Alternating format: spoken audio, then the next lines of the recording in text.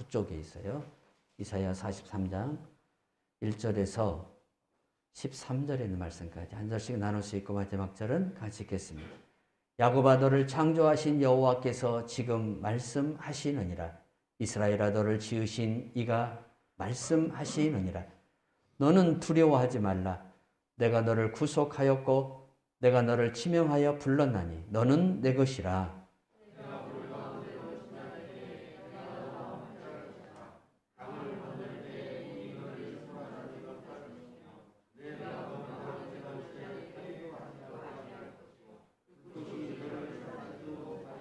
대전하는 여호와 내 하나님이요 이스라엘의 거룩한 이요 내 구원자임이라. 내가 애굽을 너의 속량물로 구스와 스바를 너를 대신하여 주었노라.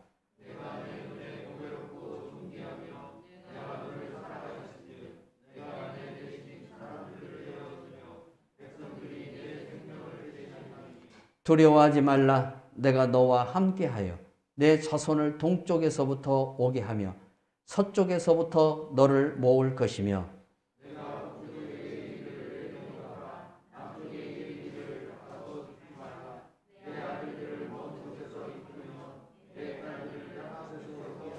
내 이름으로 불려지는 모든 자 곧 내가 내 영광을 위하여 창조한 자를 오게 하라. 그를 내가 지었고 그를 내가 만들었느니라.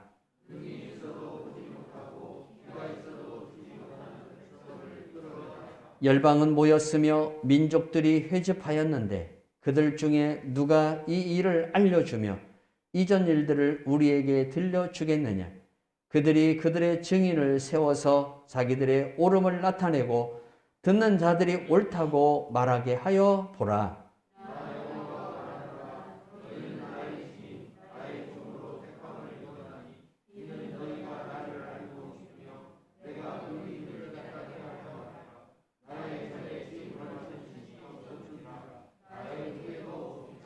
나 곧 나는 여호와라. 나 위에 구원자가 없느니라.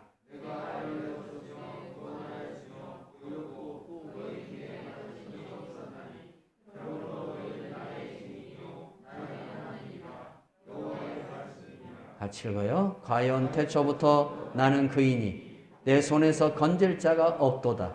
내가 행하리니 누가 막으리요? 아멘. 209지 못했기 때문에 이스라엘 예루살렘에서는 어떻게 하나님의 말씀을 사모하고 얼마나 그들이 그 말씀을 쫓아가기에 힘쓰는지를 유튜브를 통해서 많이 시청을 해봅니다.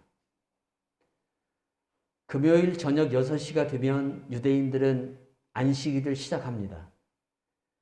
그래서 토요일 저녁 6시 들어가는 시간까지 그들은 어김없이 안식일을 지킵니다. 그 안식일 기간 동안, 그 안식일이 진행되는 시간 동안 유대인들은 특히 예루살렘에 모여 사는 유대인들, 특히 정통 유대인들은 손에 가죽으로 만든 띠를 아주 아플 정도로 묶어요. 그리고 토라, 율법이죠. 모세로부터 말라기 선지자까지 그들에게 주어졌던 그 하나님의 말씀을 계속해서 낭독하면서 토론하면서 그리고 그 말씀을 사모한 나머지 호산나 다윗의 자손이여 어서 오시옵소서 하면서 울면서 통곡을 하는 모습들을 시청할 수가 있습니다. 예루살렘에 가면 여러분 통곡의 벽이라는 예수님 시대 때에 있었던 성전의 일부 벽이 남아 있습니다.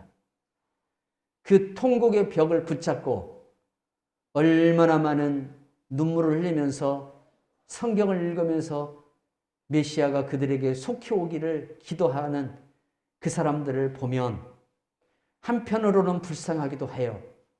이미 오신 메시아가 우리 가운데 2000년 동안 왕노릇하고 있는데도 불구하고 여전히 메시아를 보내달라고 기도하는 그들의 모습 속에서 불쌍함의 연민마저 가져보지만 한편으로는 저분들의 저 열심이 우리들에게 있는가? 말씀을 사모하는 그 열심과 말씀을 듣는 그 열심이 과연 우리들에게 있는가? 이것을 한번 돌아볼 수 있는 귀한 시간들이었어요. 지난 시간에 우리가 이스라엘 백성들이 하나님의 말씀을 듣지 아니함에도 불구하고 하나님께서 이사야 43장을 통해서 선언하시는 말씀을 보면 도대체 하나님의 뜻을 이해할 수 없다라고 우리가 말씀을 나눴습니다. 하나님의 말씀을 듣지 아니함으로 인해서 그들에게 찾아오는 것은 당연히 하나님의 심판과 하나님의 형벌이어야 되는데 하나님께서는 그럼에도 불구하고 자기 백성들에게 하나님의 사랑과 하나님의 귀한 은혜를 도리어 선포하고 있다는 사실입니다. 곁길로 가는 아들을 향해서 너는 내 것이나 내가 너를 지명해서 불렀다라고 선언하고 계셔요. 대체 하나님은 왜 이렇게 말씀하시는가? 여러분, 우리 하나님은 어떤 분이냐면 말씀하시는 하나님이십니다. 창세기에서 하나님은 말씀으로 세상을 창조하셨고 그리고 당신의 백성인 이스라엘 백성들을 선택하고 민족을 만드신 이후에 그들을 애굽 땅에서 불러내셔요. 그리고 시내 산에서 하나님께서 그들에게 말씀을 주셔요. 그게 십계명입니다. 이 말씀을 그 백성들이 지키고 순종함으로 하나님은 그들의 하나님이 되고 그 백성들은 하나님의 백성이 되어서 이스라엘은 하나님의 백성이 되어서 하나님과 이스라엘과 맺은 언약, 그 언약이 영원히 깨지지 않고 하나님이 이스라엘의 하나님이 되심으로 말미암아 이스라엘에게 이른 비와 늦은 비를 계속해서 부어주시고 그들을 젖과 꿀이 흐르는 그 땅으로 인도해 주시고 그래서 그들이 영원히 거기에서 하나님의 통치의 나라가 되어서 하나님과 함께하는 천국의 생활을 할 수 있도록 하나님께서 그들에게 말씀을 주신 거예요. 그런데 이 말씀을 그들이 순종하지 않았어요. 받아들이지를 않는 거예요. 왜 말씀을 받아들이지 않는 것일까? 왜 자기 백성임에도 불구하고 자기 하나님께서 말씀하시는 이 말씀을 왜 그들이 받지 않는 것일까? 지난 시간에 우리가 그 말씀을 나눈 적이 있습니다. 왜 자기 백성임에도 불구하고 하나님의 백성임에도 불구하고 하나님의 말씀을 받지 않는 것일까? 출애굽기 6장 9절에서 모세가 이와 같이 이스라엘 자손에게 전하나 그들이 마음의 상함과 가혹한 노역으로 말미암아 모세의 말을 듣지 아니하였더라. 모세가 어떤 사람입니까? 정말 이스라엘 역사에서 누구와도 바꿀 수 없는, 누구와 비교할 수 없는 그러한 선지자 아닙니까?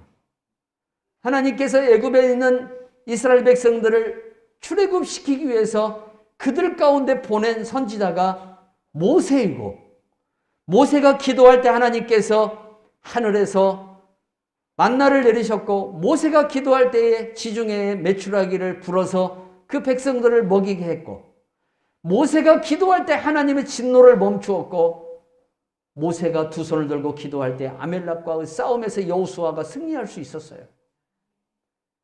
40년 동안 광야에서 그들이 살아가는 동안 이스라엘 백성들이 생명을 부지하고 살 수 있었던 유일한 길은 모세의 기도가 있었기 때문에 그래요. 그럼에도 불구하고 그들이 모세의 말을 듣지 않았다는 거죠. 출애굽기 6장 9절은 그 말씀을 아주 상세히 기록하고 있어요. 모세가 이와 같이 이스라엘 자손에게 전하나 그들이 마음의 상함과 가혹한 노역으로 말미암아 모세의 말을 듣지 아니하였더라. 듣지 아니하였더라. 표준 세번역 성경에는 이렇게 나와요. 들으려고 하지 않았다라고 나옵니다. 이게 원문에 가까운 해석입니다. 우리 개역 개정에는 듣지 않았다라고 나오지만 표준 세번역 성경에는 들으려고 하지도 않았다는 거예요. 아예 들으려고 하지를 않았다는 거예요. 그만큼 이스라엘 백성들의 마음이 아주 강팍하고 귓문이 닫혀있는 상태였다는 사실이에요. 무엇 때문에? 마음이 상해 있다고 그랬어요. 또 가혹한 행위로 인해서 바로가 그들에게 학정을 하고 바로가 그들에게 가혹한 노동을 시킴으로 인해서 이스라엘 백성들은 하나님에 대한 원망과 불평이 앞서기 시작했어요. 사실 하나님께서 모세를 보낸 이유는 그 가혹한 학정과 노동으로부터 그들을 구해내서 이스라엘 백성들이 그러한 노동을 하지 않아도 가혹한 학대를 받지 않도록 하기 위해서 하나님이 모세를 보냈는데도 불구하고 그 백성들은 하나님의 이러한 뜻을 오해하기 시작합니다. 도리어 모세가 와서 바로에게 내 백성을 내놓으라 라고 말함으로 인해서 그들에게 더 가중되어진 노동의 짐이 주어지니까 모세의 말을 듣지를 않는 거예요. 모세의 말을 듣지 않는다는 것은 무슨 말입니까? 하나님의 음성을 듣지 않는다는 것이 되는 거예요. 성도 여러분, 우리가 힘들고 어려우면요, 말씀이 안 들어요. 말씀이 안 들어옵니다. 그럴지라도 우리가 주님 앞에서 주여 주여라도 불러야 됩니다. 주여 주여라도 불러야 돼요. 우리 심령이 힘들어지면 기도도 안 나와요. 우리 육체가 고단해지고 우리 육체가 피곤해지면 기도도 안 나온다니까요. 그럴지라도 우리가 주님 앞에서 주여 주여 소리라도 해야 된다는 사실이에요. 그리고 주님께서 우리에게 들려주시는 그 세미한 음성을 들으려고 해야 돼요.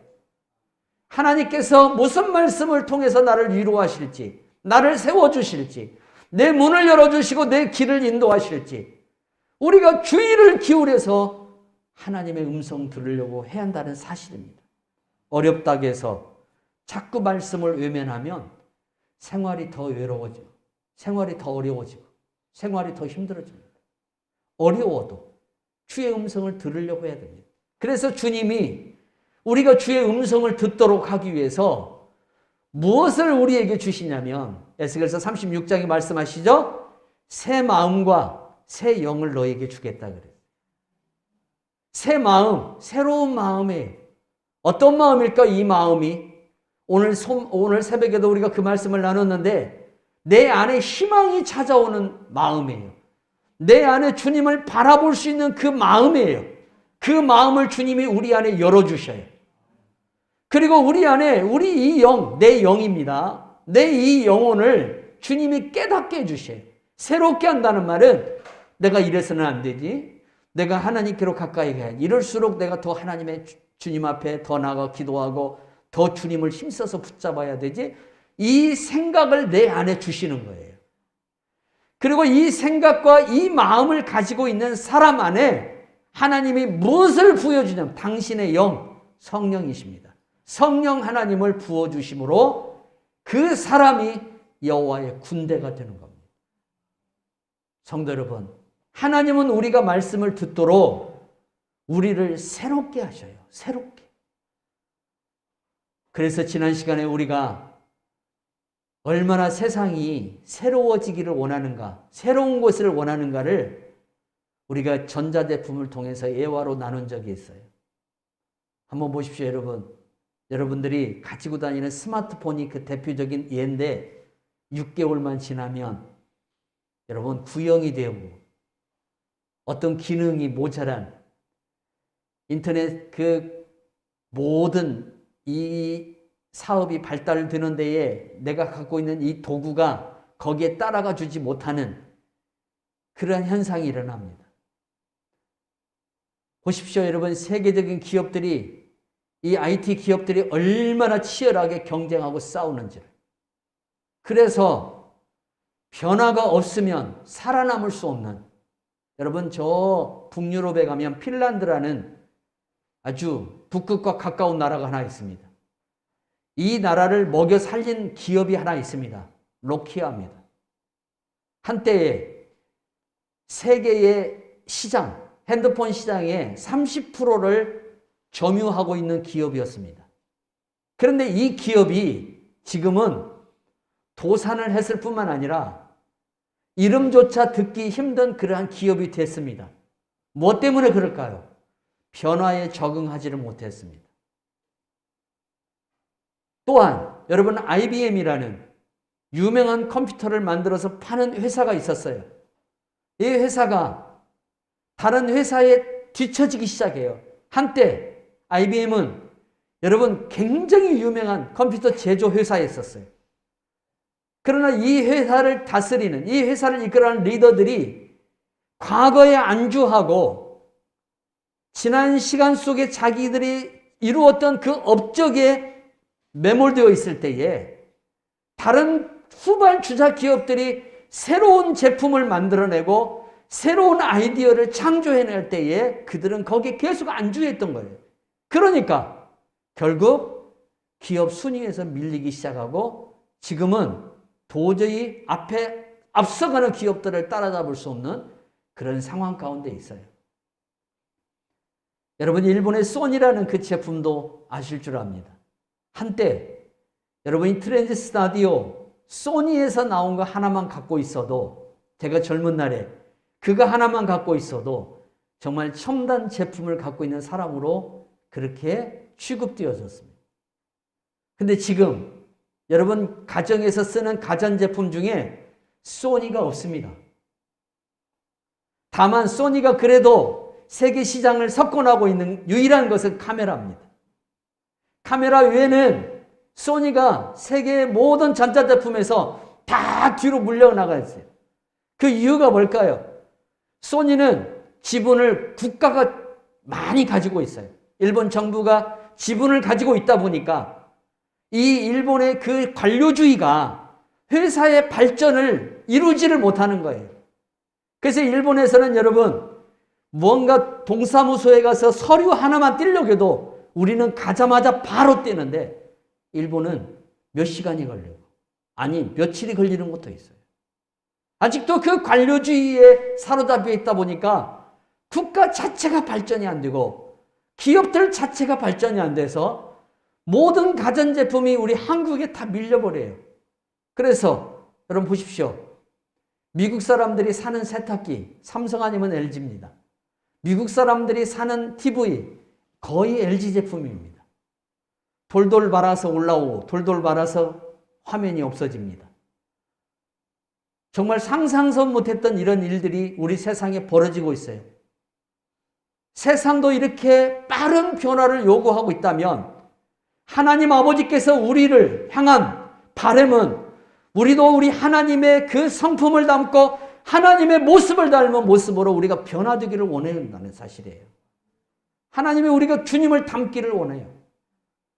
그래서 하나님께서 우리에게 주신 이 귀한 코로나를 우리는 도리어 감사할 줄 알아야 돼요. 코로나 자체가 미운 것이지만 그러나 하나님은 이걸 통해서 우리가 하나님을 닮은 교회로서 하나님을 쫓아가는 성도로서 지난 1년 동안 저희들을 인도하신 건 사실이에요. 그래서 많이 교회들이 갱신됐어요. 이 코로나를 통해서 목사님들이 많이 깨닫기 시작하고 이 부정적인 것이 막 드러나잖아요. 그러면서 우리가 갱신해야 되고 우리가 바뀌지 않으면 안 된다는 것을 하나님이 이 코로나를 통해서 철저히 우리들에게 깨닫게 만들어 주셔요. 그래서 기존의 전통적인 교회 중심이 아니라 이제는 정말 교회의 본질이 무엇인가 이것을 생각해보고 그 뜻을 쫓아가려고 하는 변화가 많이 일어나는 것을 볼 수가 있습니다. 그래서 성도에게 찾아오는 고난은 영적인 눈을 열어서 결국 하나님의 영광을 바라보게 만드는 결과로 나타나는 것을 우리가 알 수 있어요. 그래서 히브리서 10장 36절에서 38절에 있는 말씀을 통하여 우리 주님이 이렇게 우리에게 말씀하셔요.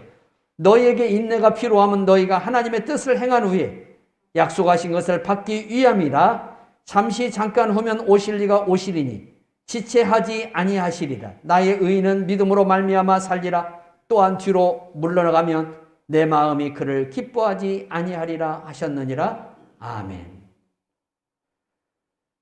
어제 오후에 오늘 새벽에 전할 말씀을 준비하면서 정말 깜짝 놀랄 내가 너무나 목사로서 너무 충격받는 말씀 하나를 눈으로 접했어요. 계시록에 나오는 큰 별이 하늘에서 떨어진 거예요.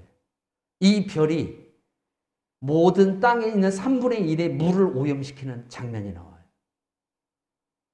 어떤 사도 요한이 환상 속에서 보는 그러한 내용의 말씀이지만 그 큰 별이 누구냐라는 이 해석적인 차원을 볼 때에 그 별이 하나님의 종들이에요.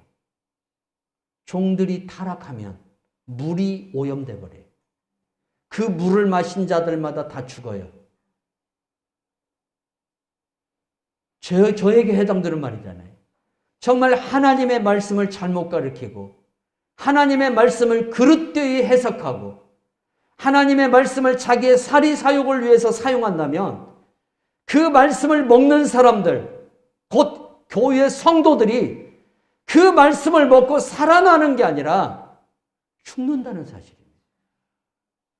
그래서 이번 코로나를 통해서 정말 하나님께서 이것을 우리에게 알려주기 위해서 정말 우리가 하나님의 말씀을 전하는 것이 아니라 인간의 자칫 잘못된 사리사욕을 전하는 일들이 너무나 많았다는 거예요. 정말 교회의 본질을 전한 것이 아니라 교회의 본질이 아닌 그 의식에 사로잡힌 복음을 전한 적이 굉장히 많다는 것이죠. 그래서 그걸로 인해서 이 나라에 재앙이 왔다는 거예요. 이 세계에 재앙이 왔다는 거예요. 그러면 오늘 이 코로나의 책임을 누구에게 먼저 우리가 던져볼 수 있냐면 영적인 차원에서 하나님의 종들에게 먼저 그 책임을 한번 던져봐야 할 필요성이 있다는 거죠. 주의 종들이 하나님의 말씀을 인위적으로 해석하고 하나님의 말씀을 혼합해서 성도들을 먹이니까 하나님께서 그 성도들이 말씀을 먹고 사는 게 아니라 죽더라 이거예요. 죽어요. 잘못된 음성을 들으니까 죽더라 이거예요. 그 말씀을 보면서 정신이 바짝 들었어요. 내가 주님 앞에 가면 뭐라고 해야 할 것인지, 너는 어떻게 증거하다 왔냐, 그럴 거 아닙니까? 그래서 정말 주님의 말씀을 깨어서 증거하는 주님의 종들로 이번 기회에 우리 한국교회가 거듭나도록 많이 같이 기도해 주시기를 바랍니다. 그래서 환난은 인내를, 인내는 연단을, 연단은 소망을 이루는 줄 알미로다. 우리 하나님께서 교회들과 성도들을 향한 바람이 뭡니까? 하나님을 닮아가는 모습입니다. 거룩한 성도가 되는 겁니다. 그래서 우리가 너무 취해 있으니까 여러분 KBS에서 오늘 하는가요? 내일 하는가요? 오늘 방송할 겁니다. 풍요에 대해서 얘기해요. 다큐멘터리로 하는데 풍요에 대해서 다큐멘터리를 하는데 얼마나 이 지구상에 있는 사람들이 잘 먹고 잘 사는지, 근데 여기에 만족하지를 못하는 그 풍요로 인해서 더 많은 에너지가 우리에게 필요하고 이 에너지를 만들기 위해서 많은 여러분 전력이 필요하고 가스가 필요하고 그러한 것들이 부대 비용들이 많이 필요해요. 그러므로 인해서 어떤 일이 벌어지냐면 오존층이 완전히 파괴되는 거예요. 여러분 우리가 사용하는 이 부탄가스만 해도 많은 부분에서 여러분 이 오존층을 파괴하는 역할을 하고 있습니다. 될 수 있으면 우리가 환경을 생각하는 삶도 살아가야 될 줄로 믿습니다. 이게 풍요가 결국 우리는 그동안 축복이라고 생각했는데 도리어 이 풍요가 인류에게 재앙을 가져오는 하나의 도구가 되더라 이거예요. 하나님이 우리에게 분명히 풍요를 주신 건 사실이에요. 그런데 이 풍요가 인간의 탐욕과 인간의 남욕이 되어버렸을 때에 도리어 하나님은 이걸 인간에게 재앙으로 나타나는 결과로 만들어놨어요. 코로나도 하나의 그 예예요. 그래서 우리가 주님이 주실 때에 제대로 잘 사용하고 이웃을 살리고 생명을 살리는 일에 이 모든 것들이 사용되어야 될 줄로 믿습니다. 하나님께서 그렇게 말씀을 전했음에도 불구하고 이스라엘 백성들은 듣지 않았어요. 그래서 이사야 42장 18절에서 25절의 말씀 보면은 너희 맹인들을 보라라고 이사야가 말해요. 이스라엘이 많은 것을 보고 귀가 열렸을지라도 듣지 아니하도다 그래요. 42장에서 그렇게 주님이 선언해요. 그리고 43장에 와서 주님이 갑자기 뭐라고 하냐면 나의 붙드는 나의 종, 내 마음에 기뻐하는 자, 곧 내가 택한 사람을 보라. 내가 나의 영을 그에게 주었은즉 그가 이방의 정의를 베풀리라. 자, 앞에서 말한 내용과 뒤에서 말한 내용이 맞지가 않아요. 앞에서는 맹인과 같은 존재들, 듣지 아니하는 귀머거리와 같은 존재라고 이스라엘을 책망하면서 43장에 와서는 주님께서 나의 붙드는 나의 종, 내 택한 야곱을 주님이 거론하고 있다는 사실이에요. 주님이 왜 이렇게 말씀하시는 걸까요? 개그맨이 어느 날 개콘에 나와서 이런 대사를 구사하는 걸 들었어요. 왜 이러는 걸까요? 어느 개그맨이 그 이야기를 해요. 왜 이러는 것일까요? 하나님은 왜 이렇게 말씀하시는 걸까요? 하나님은 비록 이스라엘 백성들 가운데 많은 사람이 하나님의 말씀을 듣지 않고 변화되지 않을지라도 계속해서 그 사랑을 끊지 않고 계속해서 당신의 사랑을 베풀어 주겠다는 거예요. 너희들의 악함이 이기는지 내가 너희들에게 베풀어 주는 사랑이 이기는지 비교를 해보라는 거예요. 너희들이 나를 거부하고 너희들이 내 말을 듣지 아니함이 너희들에게 유익이 되는지, 너희들을 향한 끊임없는 내 사랑과 내 은혜가 너희들에게 유익이 되는지 너희들이 살면서 다 비교해 보라는 거예요. 하나님은 너희들이 그럼에도 불구하고 계속 은혜를 주시겠다는 거예요. 계속. 그래서 로마서 5장 20절에서 죄가 더한 곳에는 은혜가 넘쳤느니라 라고 말씀하고 있고, 또 야고보서 2장 13절에서 긍휼은 심판을 이기고 자랑하느니라 라고 말씀하고 있어요. 자, 야고보서 2장 13절 보세요. 긍휼을 행하지 아니하는 자에게는 긍휼이 없는 심판이 있으리라. 긍휼은 심판을 이기고 자랑하느니라. 하나님께서는 우리가 그렇게 범죄를 하고 주의 말씀을 듣지 않아도 당신의 긍휼을 끊지 않고 계속해서 베풀어 주셔요. 우리 하나님이 어떤 하나님인가를 주님이 이사야 43장을 통해서 보여주고 계신다는 거예요. 정말 대단한 하나님이에요. 왜 그러냐? 속이 상해도, 속이 뒤집어져도 당신의 사랑을 당신의 감정으로 인해서 제한하지 않고, 그럼에도 불구하고 계속해서 당신의 백성들에게 그 사랑과 그 은혜를 쉼없이 베풀어 주고 있다는 사실이에요. 그런데 사람들은 마치 내가 잘해서 하나님께서 이 은혜를 주시는 줄 알고 착각하고 있다는 거죠. 이스라엘 백성들은 자기가 잘해서 하나님이 이렇게 은혜를 주는 줄로 착각을 했다는 거예요. 근데 선지자는 그게 아니라는 거예요.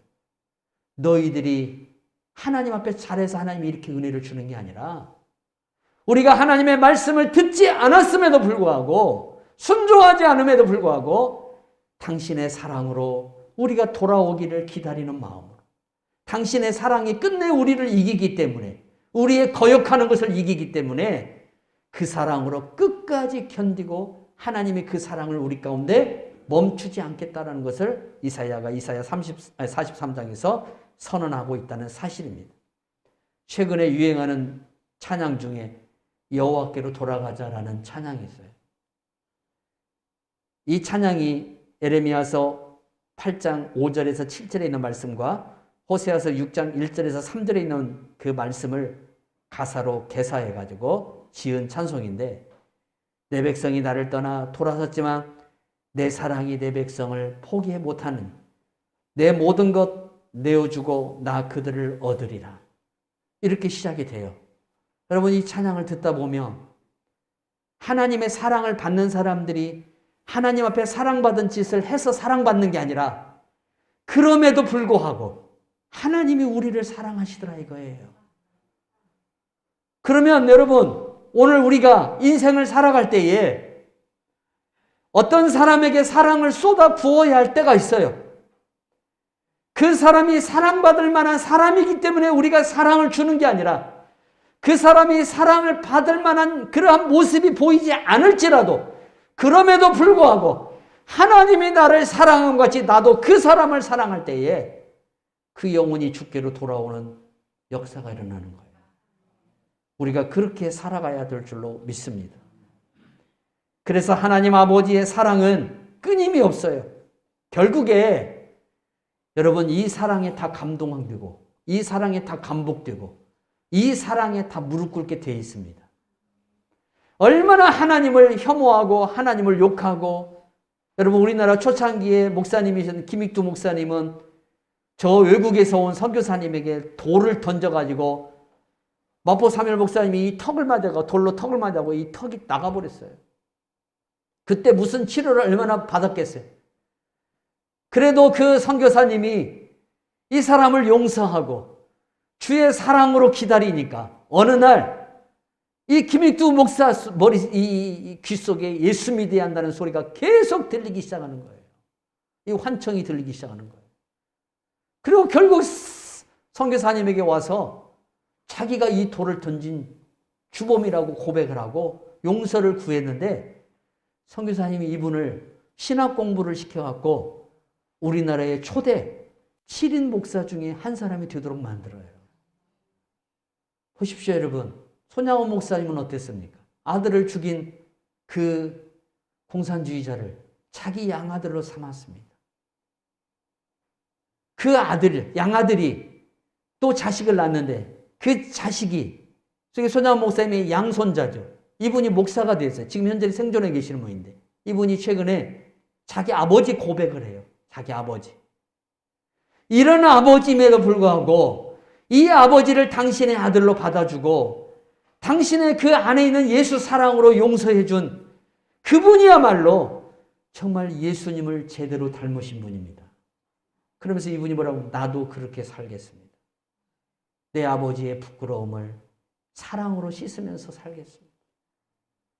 사랑하는 성도 여러분, 그러면 우리가 사랑하지 못할 것이 없더라 이거죠. 우리가 다 사랑할 수 있다는 거예요. 지난 시간에 우리가 살아가면서 부족한 사랑을 가지고 살았을지라도 우리가 이제라도 주님의 사랑을 더 많이 깨닫고 주님처럼 그렇게 사랑하고 살아가는 성도가 되어야 될 줄로 믿습니다. 가장 큰 능력 중에 큰 능력은 사랑의 능력입니다. 이 능력보다 큰 능력이 없습니다, 여러분. 사람을 하나님 앞에 무릎 꿇게 하고 하나님의 발 앞에 엎드리게 하는 것은 사랑밖에 없습니다. 한 여인이 예수님께 나옵니다. 그리고 굉장히 귀한 옥합을 깨서 예수님의 발에 쏟습니다. 그리고 자기의 머리털로 예수님의 발을 닦아드립니다. 그리고 그 발에 입맞춥니다. 주변에 있는 사람들이 막 비난을 합니다. 이 돈이, 이 향유의 돈이 3, 4천만 원 되는 돈입니다. 우리 돈으로 환산하면. 그러면 이 향유를 팔아서 가난한 자들에게 나눠야지 왜 여기에 허비하느냐 이거예요. 이 여인은 그렇게 비싼 향유를 예수님의 발 앞에 쏟을 만한 이유가 있었어요. 이 여인이 어떤 여인이에요? 세상이 거들떠 보지도 않는 여인이었어요. 다 손가락질하는 여인이었어요. 여러분, 사마리아 여인은 남편이 5 있다 그랬어요. 그런데 이 여인을 여러분 이해를 못하면 우리가 이 여인을 정죄합니다. 그때 당시에 홀로 된 여인이 살아갈 수 있는 유일한 길은 자기를 거두어주는 남자를 만나는 겁니다. 그러니까 이 여인은 아주 각박한 삶을 살아가는 여자였어요. 이 여인에게 주님이 가신 거예요. 또한 예수님의 발 앞에 향유를 쏟은 이 여인은 7 귀신이 들렸던 여자였어요. 장기였어요. 이 여인에게 주님이 다가가신 거예요. 그리고 당신의 사랑으로 이 여인들을 안아주시고 하나님의 백성으로 삼아주시고 초대교회의 하나님의 거룩한 백성들로 위대한 그릇들로 삼아주신 거예요. 뭘로? 당신의 사랑으로. 이 사랑에 감복하니까 예수님의 발 앞에 와서 엎드리고 자기의 머리털로 예수님의 발을 씻어주셔요. 향유를 쏟고. 여러분, 사랑은 주님의 발 앞에 엎드리게 하고 주님의 발 앞에 입맞추게 만들더라 이겁니다. 그래서 가장 큰 능력이 사랑이라는 것밖에 없더라 이거예요. 그래서 우리가 이 사랑으로 살아가야 될 줄로 믿습니다. 그래서 이사야 43장은 너희들이 그럼에도 불구하고 내가 너희들을 계속 사랑하겠다는 거예요. 하나님의 사랑의 선언이에요. 너희들은 참 내 말을 지금 듣지 않지만 그렇다고 해서 내가 너희들에게 이렇게 하고 저렇게 하고 그렇게 하지 않겠다는 거예요. 내가 그러면 얼마나 쪼잔한 하나님이 되겠냐 이거예요. 너희들을 내 백성으로 삼았으니까 내 그 마음은 변함이 없다는 거예요. 너희들의 말을 잘 들었기 때문에 내 백성 삼고 너희들의 말을 듣지 않다고 해서 내 백성 삼지 않겠다는 게 아니라는 거예요. 너희들의 말을 잘 듣고 안 듣고 상관없이 내 백성으로서 내가 너희들을 사랑하고 너희들에게 내 사랑을 아낌없이 베풀어 주겠다는 거예요. 그게 이사야 43장의 말씀이에요. 그런데 문제는 이렇게 하나님이 우리를 사랑함에도 불구하고 끝내 그 사랑을 거부하면 어떻게 되겠냐. 여러분, 그 사람들은 다른 사람들이 아니에요. 하나님 앞에 선택받지 못한 사람들이에요. 결국에 모든 사람들은 죽음 직전에라도 다 회개하고 주님을 영접합니다. 하나님께서 예비하고 선택한 백성은 마지막 죽음 직전에라도 주님을 영접하더라 이거예요. 사랑하는 성도 여러분, 하나님은 이렇게 우리를 사랑하십니다. 그게 이사야 43장에 있는 나오는 말씀이에요. 그럼 우리가 이 사랑 가지고 살아야 되죠. 우리도 그렇게 사랑하며 많은 사람들 앞에 주님의 사랑을 나타내서 예수의 영광을 드러내는 성도가 되어야 될 줄로 믿습니다. 그러나 이 사랑을 끝내 거부하는 이스라엘은 결국 AD 76년에 망합니다. 그리고 2000년 동안 나라가 없이 떠돌아다니죠. 최근에 1945년도에서 팔레스타인의 나라를 다시 세워서 지금 저렇게 나라가 완전한 나라가 아니잖아요. 팔레스타인 보호구역이 별도로 지정되어 있다 보니까 과거의 다윗 시대처럼 완전한 나라를 회복하지 못했어요. 그래서 지금도 통곡의 벽에 가서 완전한 다윗 시대의 나라가 완성될 수 있도록 메시아를 빨리 보내달라고 그렇게 지금도 기도하고 있다는 거예요. 얼마나 어리석냐 이거예요. 이미 2000년 전에 오신 메시아가 우리들 가운데 지금 믿음의 주체가 되어 있는 가운데에 우리가 그분을 믿고 있는데도 불구하고 그들은 빨리 오셔서 다윗 시대 때의 땅을 회복해주고 시오니즘을 완성해달라는 거예요. 지금도 그러고 있어요. 근데 그들을 향해서 주님이 말했어요. 바울을 통해서 주님이 말합니다. 그들 가운데도 주님이 선택하고 주님이 택한 그루터기들이 있다는 겁니다. 이 그루터기들이 주님 앞으로 돌아오는 날이 속히 옵니다. 그래서 최근에 이스라엘 땅에서 예수님을 영접한 사람들 메시아닉이라고 그래요. 그 메시아닉들이 많이 주님 앞에 돌아옵니다. 놀라운 일이 벌어지고 있어요.